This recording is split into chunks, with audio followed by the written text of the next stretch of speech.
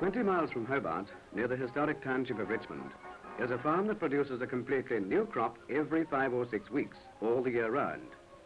It's the Strathayr Mushroom Farm, the first such full-time venture in the States, and a tribute to the energy and enterprise of 2 young Tasmanians.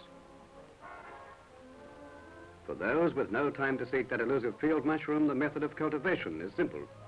First, mix your compost of manure, straw and chemicals, turning and watering it for 10 days. Then keep it at 150 degrees Fahrenheit for 12 hours to sterilize it of unwanted bugs and fungi. After this, you drop your temperature to 125 degrees for 6 days to get rid of the surplus ammonia. With spawn you have imported from Switzerland, you then sow your crop. Adjust the temperature of your oven, your peak heat room, to a gentle 75 degrees and allow it to simmer for a further 14 to 17 days. During this time, the spawn will miraculously spread right throughout each tray. Meanwhile, take quantities of good quality peat you have imported from Denmark and mix it with lime to neutralize it.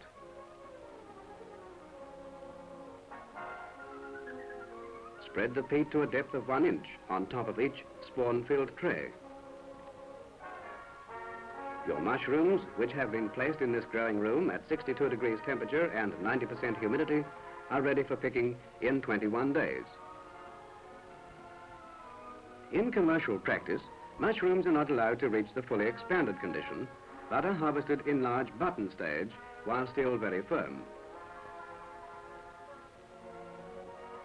Edible mushrooms contain some nitrogenous foods, but alas for those gourmets who would like to live on them, they're also something like 90% water. But then, what's wrong with water?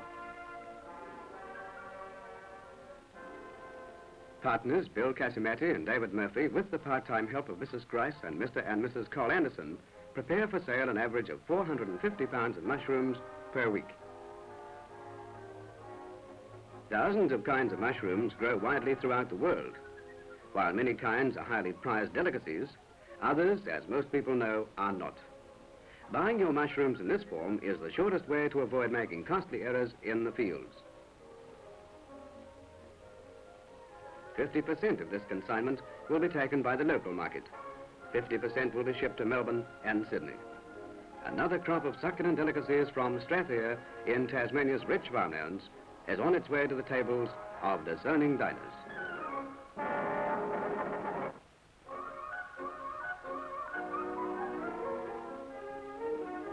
With some people, it's collecting stamps or old coins.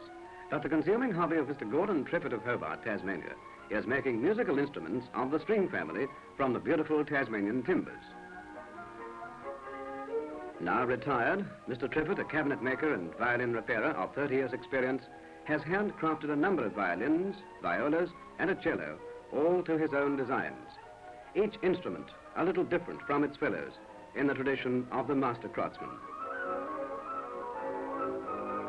Tasmanian blackwood or stringy bark is most often used for the back of the instrument, with king billy or some other native pine for the delicately carved front, and perhaps native cherry or rosewood for the neck. But the back of Mr. Triffitt's first violin, made several years ago, was carved from the end of an apple case. The violin family of instruments evolved from the 15th century viols and attained their highest perfection in the hands of the 16th, 17th, and early 18th centuries, since which time, although many experiments have been made, no material improvement has been effected upon the form and mode of construction then adopted. Mr. Triffitt is thus working within design limits, laid down 300 or 400 years ago. Winner of a recent Careers and Hobbies exhibition first prize for one of his violins, Mr. Triffitt is modest about his skills, but jealously guards one secret. The beautiful finish on his instruments is achieved by a special varnish of his own invention.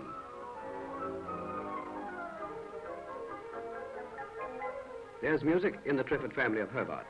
Son Don proves that his father's violins have the tonal qualities to match their beauty of construction.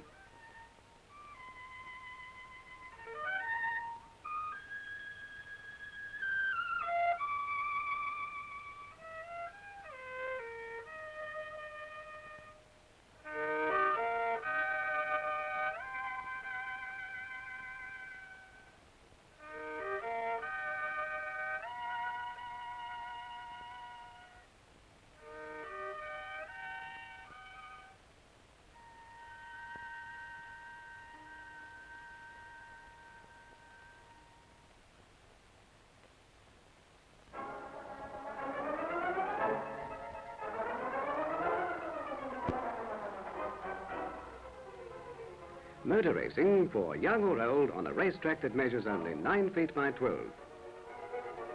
A group of model car enthusiasts at Hobart have a hobby that gives thrills and spills.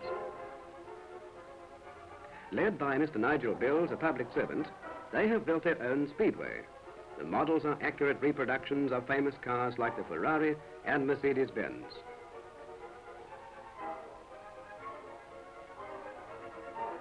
Each car follows a separate groove round the racetrack, which is electrified from a 12-volt car battery. The controls are simple: a switch for each track and a push button to feed or cut off power to each car. The skill of the game is in keeping the racer moving as fast as possible without coming off. Each circuit is 56 tortuous feet of climbs and curves. Mr. Bills holds the record for a single lap in 6.4 seconds with his model of the British Van Wall racer. Son David beats Dad and the other grown-ups in the 5-lap events, clocking 36 seconds.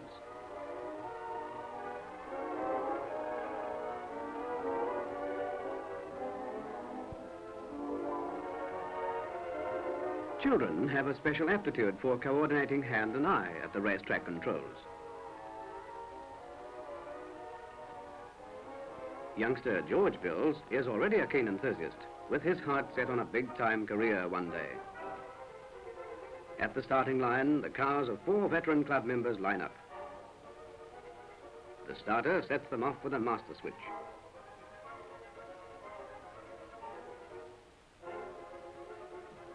Each driver takes over control of his own car.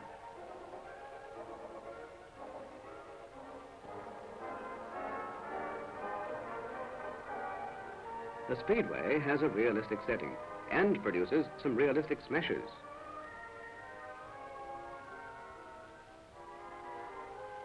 Sometimes cars are damaged and need adjustments to their tiny electric motors. Value of the motor is 25 shillings and the car about £3.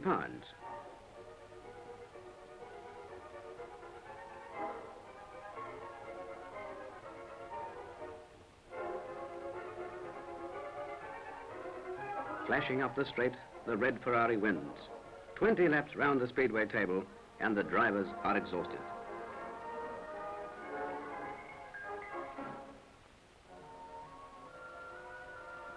On the banks of the Derwent estuary, a few miles below Hobart, stands the only tower of its type in the southern hemisphere. Built by Scotsman Joseph Moyer in 1870, it's the tallest shot tower ever constructed and reputedly the only building in the world of entirely hand-carved curved stone, with every stone rounded both inside and out. Moyer's shot tower is the only perfectly round shot tower of any type at all surviving in the southern half of the world. To Joseph Moyer also is attributed the discovery that the addition of arsenic to the molten lead which made the 197-foot drop in his tower prevented the explosion or fragmentation of his shot when it was fired from the guns of the day.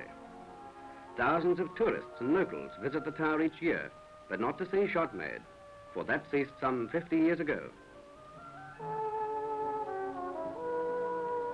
Today, not all visitors attempt the 300-foot breathtaking steps to the top for a view of the Derwent. Many remain below, fascinated by the skilled hands of Mr. Max Sawbridge, late of Bournemouth in the south of England. Using silver or gold-plated wire, Mr. Sawbridge shows visitors how easy it is, after you've mastered the art, to create a fashionable brooch.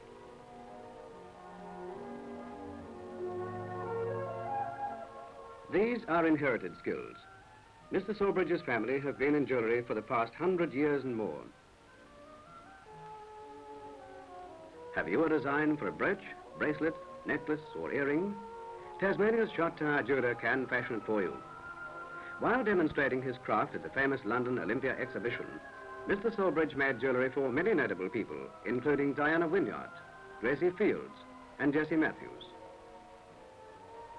But his proudest moment, he recalls, is when Queen Elizabeth, the Queen Mother, chose a pair of earrings she had watched him make. Just a simple spiral of silver wire, but very, very effective.